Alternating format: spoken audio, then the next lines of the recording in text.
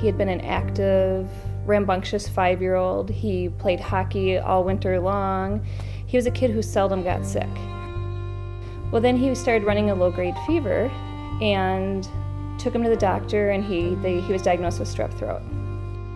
Got a little bit better, then the low-grade fevers came back and horrible, horrible night sweats. And he's never had night sweats before, night sweats to the point where his whole bed was soaked. Took him back to the pediatrician again, strep again, they said.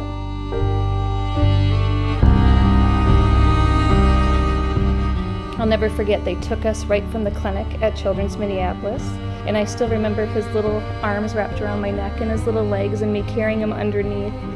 And as we walked across that skywalk from the specialty clinic to the hospital, I knew that we were transitioning over into something big and major.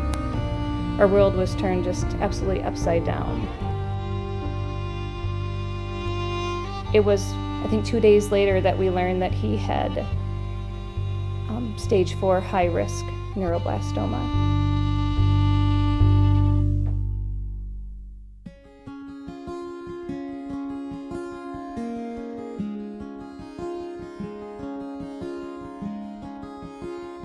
We were blessed that he was able to follow everything that they threw at him, and his cancer responded. So it was rough. It turned everything upside down.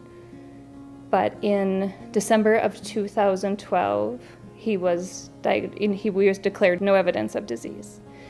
So I started looking and wondering, okay, what are we going to do next? Because the statistics stink for these kiddos with neuroblastoma. And it's not okay just for us just to be done. I couldn't live like that. So I started looking and researching, and I found out there something called DFMO. And for us, it was a no-brainer. Why would we not do that for our son if it's going to offer him the opportunity to increase his chance of survival? Another hope would be that DFMO would just be protocol for neuroblastoma, that every child is able to receive that DFMO. That would be another, my hope, of course, is for those kids to beat neuroblastoma and grow up big and strong and outlive all their parents. But it's just, I would love everybody to have, all those kiddos to have that opportunity to have the DFMO.